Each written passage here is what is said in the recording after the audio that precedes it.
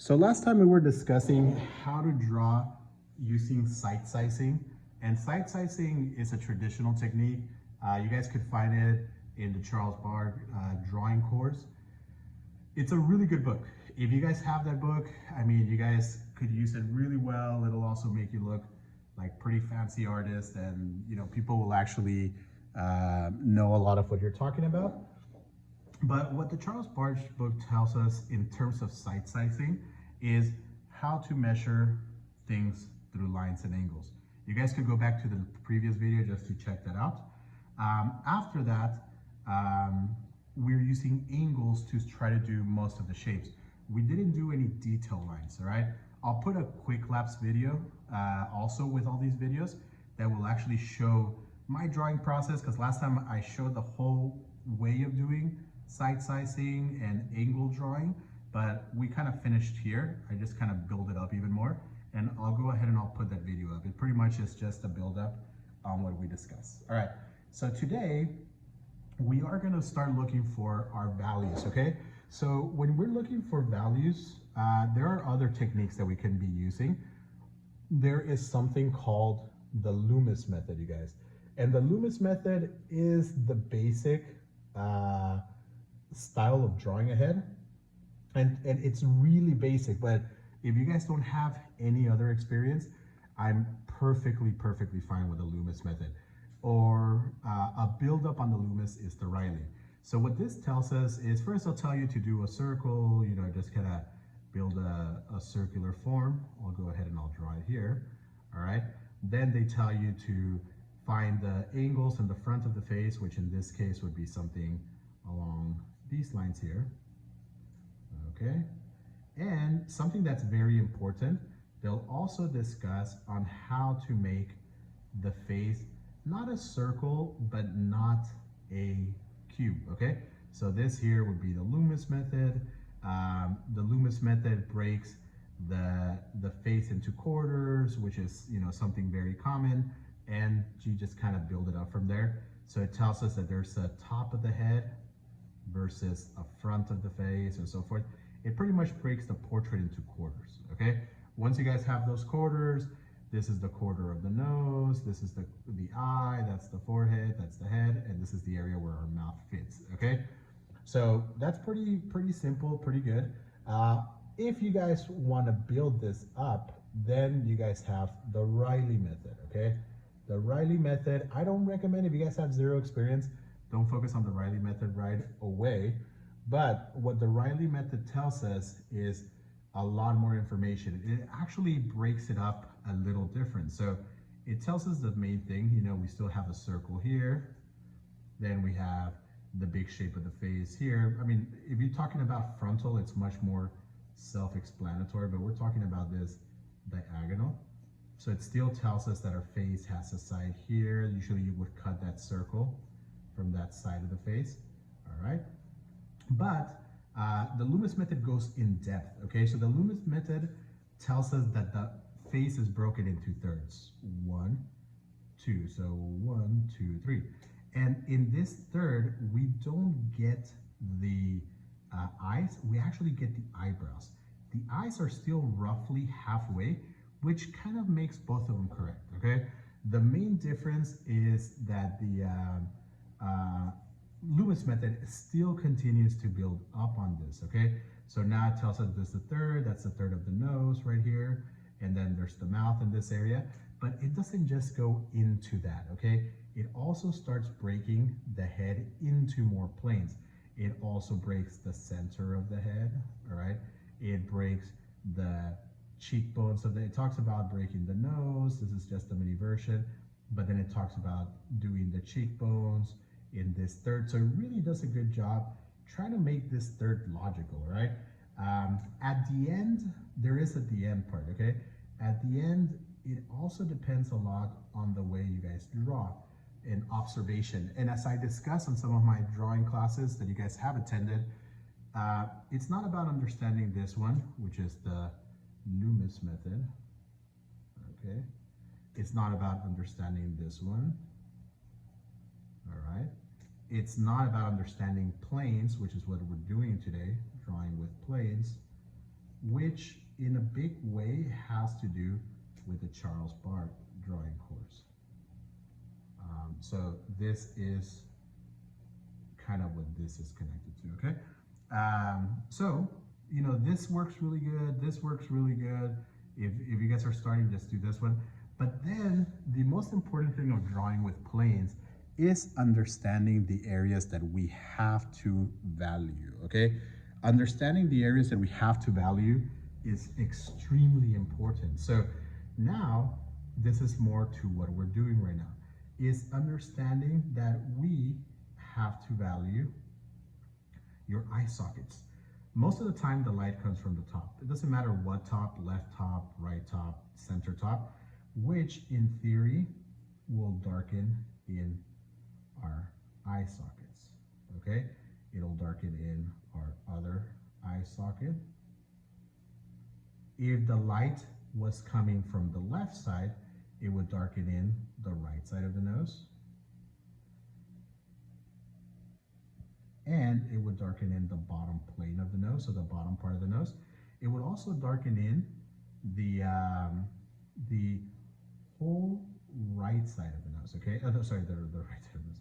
The whole right side of the face, okay? Because remember, the light is assuming coming from the right side, from the left side, all right?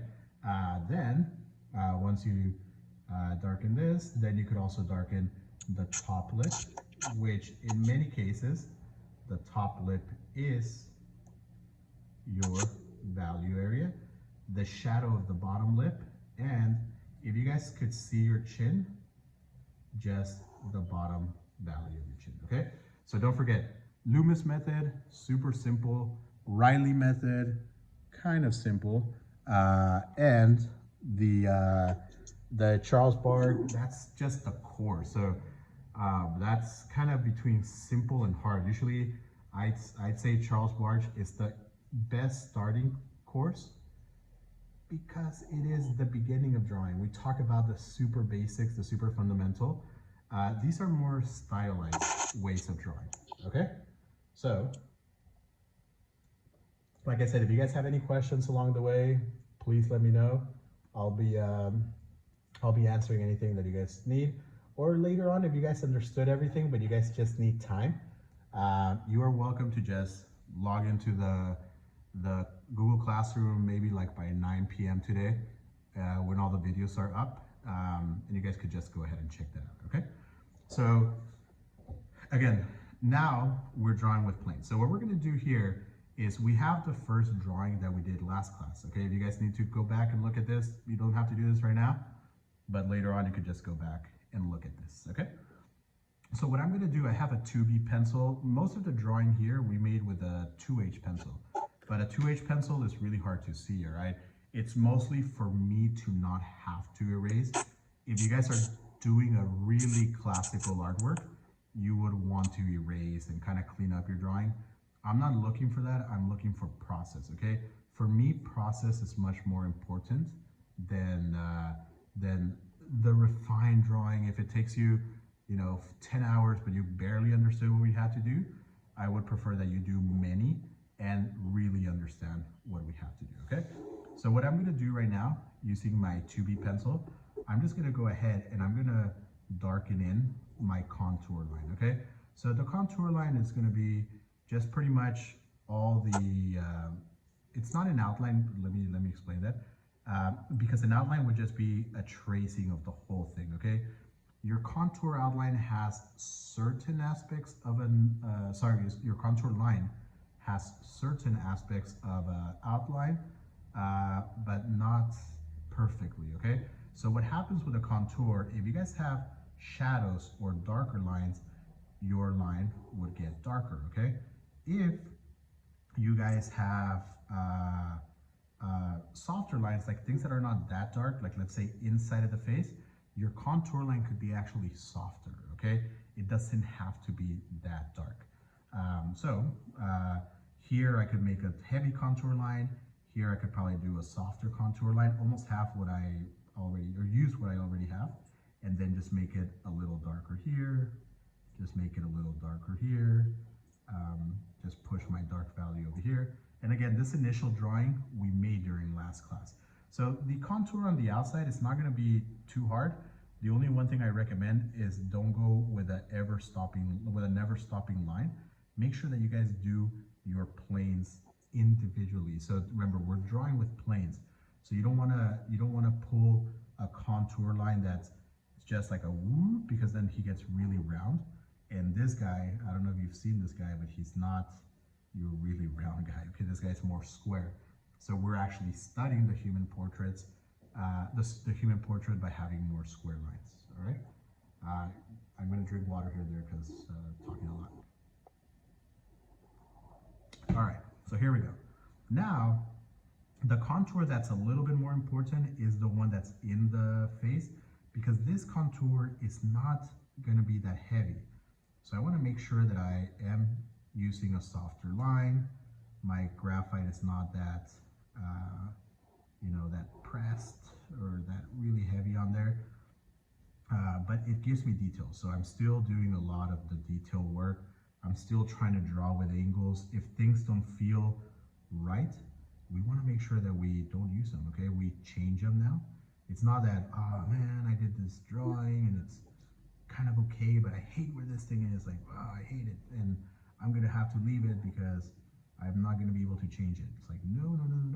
Anything that you guys don't like at this point, go ahead and change. I mean, by all means, this is the time when you guys actually should be doing any changes. So here I'm just drawing a few lines. I'm gonna go. You guys could do the entire hair. Take your time with that. I don't want to spend too much time doing these little details, but I am gonna go a little heavy with my contour on the face. I do want to show you just a little bit of work on the contour on the face, and I'm also going to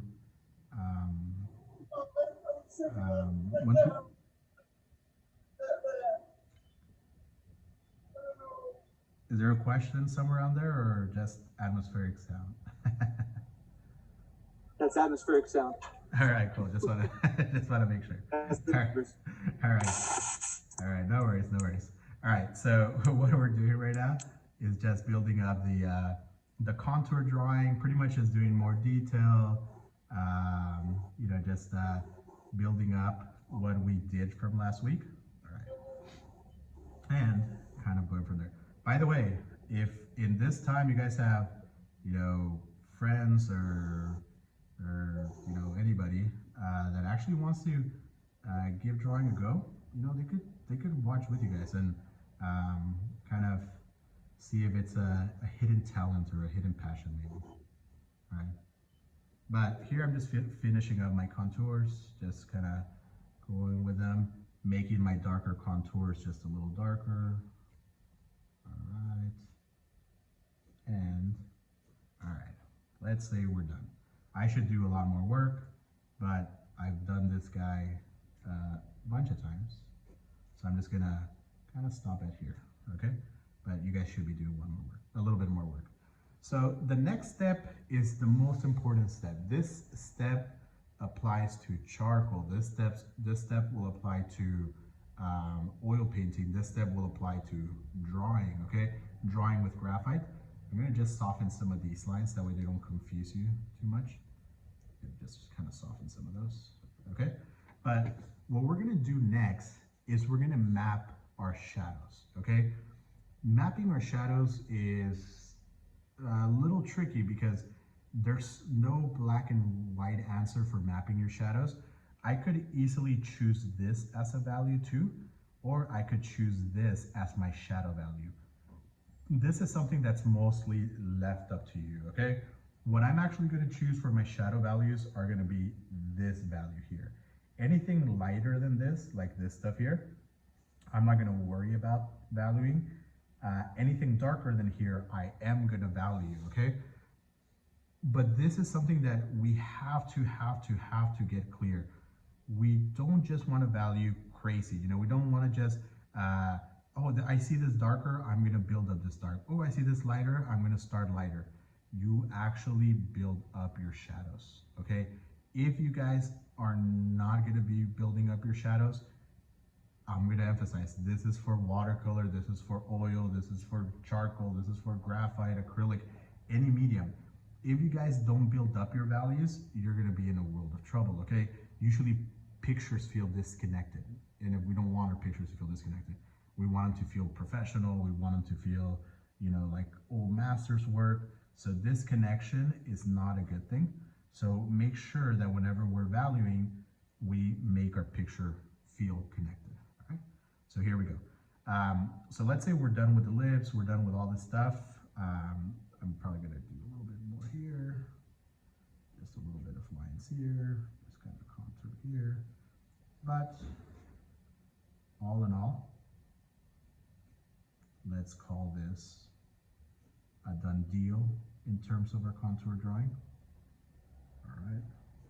And let's start blocking in our values. So when we start blocking in our values, I want you guys to hatch in one direction. We are going to change the direction of the hatching the more we build up the drawing, or also midweek, I think it's going to be on Tuesday, we're going to put a gestural video of hatching, which is actually going to build up on these techniques of hatching in different directions. But that's not going to be till, you know, Tuesday. Right now, this is a more classical approach. This is a more build up classical. So we have to follow the rules of drawing.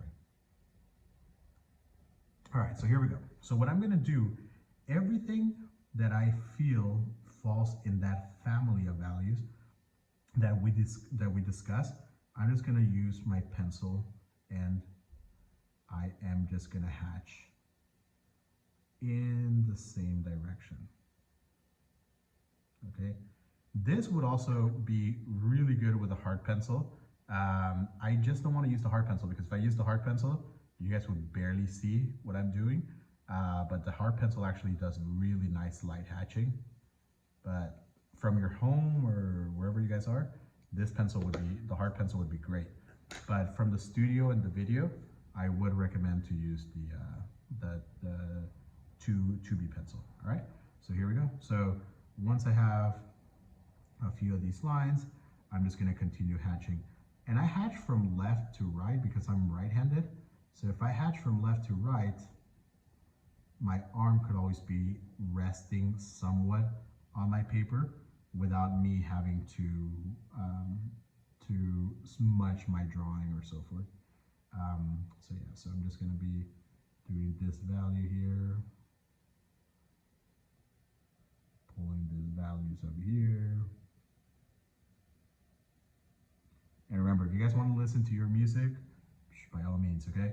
And if you guys have any questions, just kind of let me know that you guys have questions by hearing your music. It's going to pop out and I'll know that somebody wants to get in contact, all right? So I'm just hatching here. I'm just hatching. If I'm going to put this video up on the web, I'm probably going to use my fast forward, I think it's called time-lapse video here. So I would actually make this go really fast. Here, I mean, it just takes time. The other thing that I'm going to do as well, I'm going to map my shadows, okay? Mapping my shadows means that the head has a form, okay? The shadows have a form too. It's not dictated by the original shape, but once I figure these out, I'm going to go ahead and I'm going to map my shadows too. All right, here we go. Just map your shadows, oh, and another thing that's very important, some of you guys might have caught on with this already. I'm not hatching everything together, even though they're all shadows and they're all in, they're all in the same value. I'm still separating my hatching. So by separating my hatching, see, I didn't do this as a whole. I'm doing this as two pieces. Your eye could actually see the difference between one and the other. If I just hatch indiscriminately the whole thing, like, you'll start to lose your drawing, okay? And obviously we don't want to lose our drawing, so that's not good. So even though I am hatching in the same direction, I am not, I repeat, I am not connecting all of my hatching together. So So I'm gonna go ahead and I'll do this little guy here. And then I'll go ahead and I'll do this guy here. For the Tuesday drawing, I will be connecting everything together, right?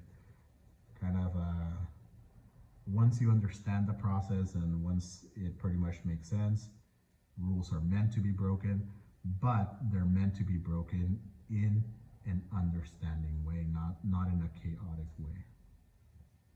All right, here we go. Value everything that feels that needs to be hatched. Some people like to use smaller pencils for hatching. I'm okay with that. You know, I like to use larger pencils. But if you're into those smaller pencils, I have some students that I know they do a phenomenal job hatching, and their pencil is like 2 inches long. That's fine. You know, just use the tools that work with you well, and things will turn out pretty right. All right. So I'm just going to continue my hatching here. This is not the hatching that I usually use in the studio. The one that I use in the studio is more gutsy, it's more dark, it's more aggressive, but we're not, like I said, we're not trying to go with aggression today. We're just trying to show the process. The process is really important today, okay? So believe it or not, here you might get confused because if you only focus in an area, like that area here, this color to us seems pretty light in comparison to these two. This color in reality is even, these colors here are just the same or barely darker than this. So what we actually have to do is we have to value the whole right side. Okay, pretty much everything gets a value. All right, here we go. It was my first drawing of today too, so the more I draw, the looser I feel my hand getting, which is good, by the way. And then I'm going to do this whole top part up here. Like I said, you guys, I'm probably not going to do the hair. I'm probably just going to stay like in this area. If not, I'm just going to spend the whole time hatching, and you guys are going to start getting a little bored. And I know you guys understand what I'm doing. So once I do just a little bit of hatching here, I'm going to go ahead and I'll stop. All right, let's build that up. It's like, well, isn't that the same? Usually that's the question. That's the most common question that I get.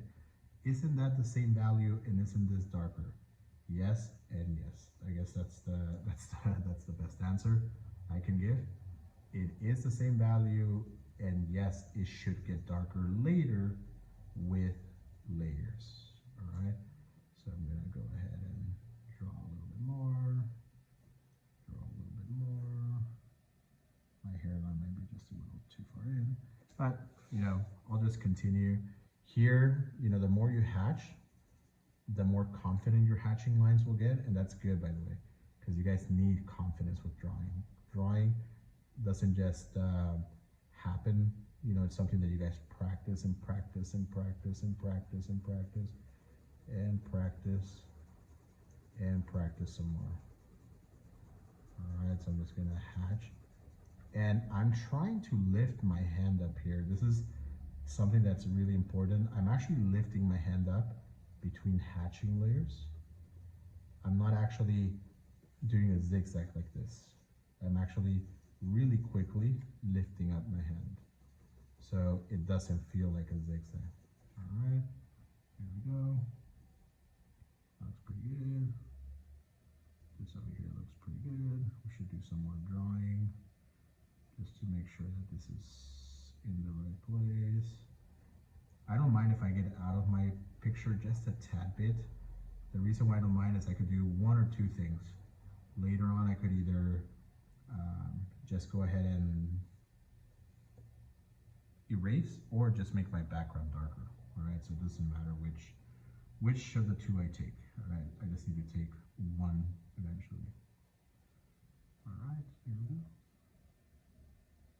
And this, I kind of feel like I'm cheating you guys because I'm actually having fun hatching because I have a watercolor session coming later, and believe it or not, drawing usually loosens me up. So like during my youth classes, my adult classes already get me ready to go.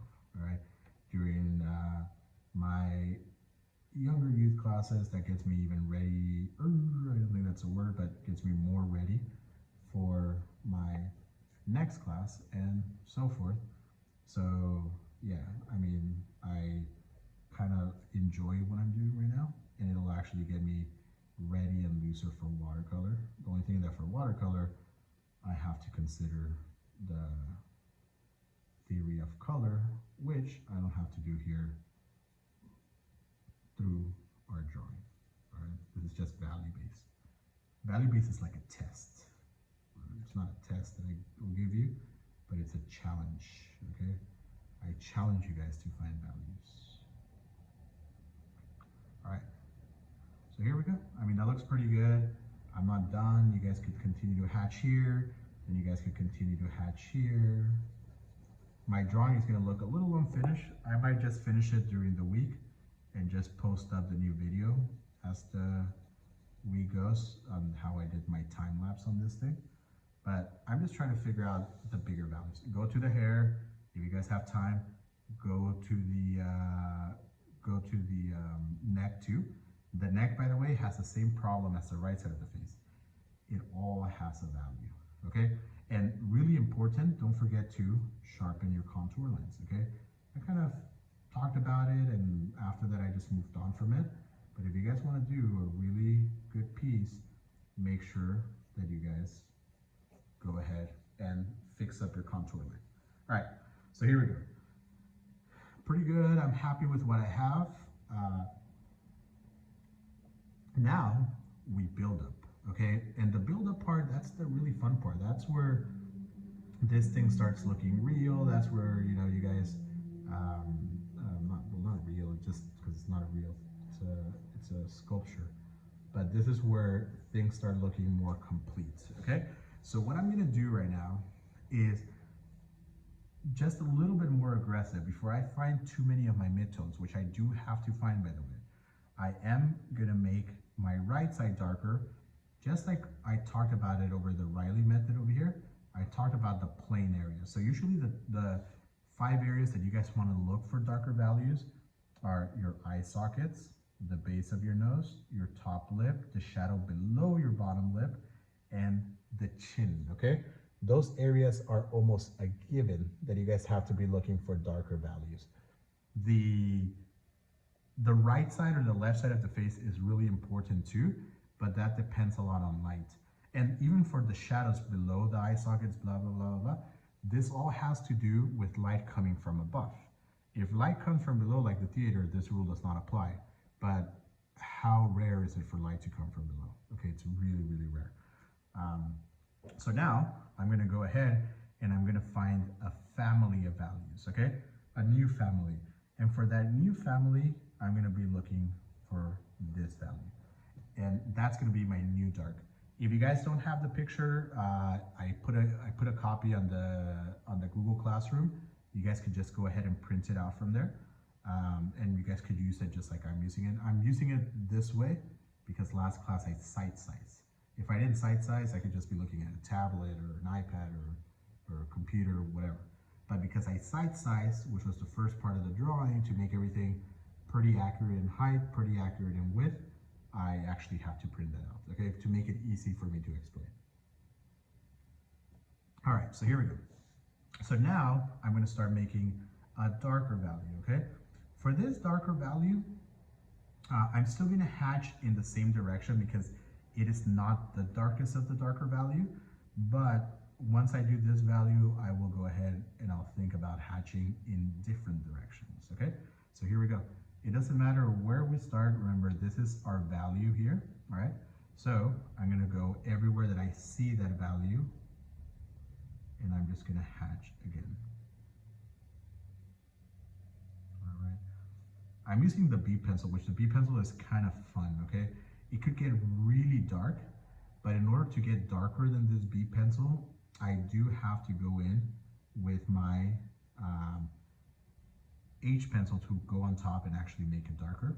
So we'll do that later. We'll discuss about it later. But right now, I'm just making a new family of darks. new family of darks.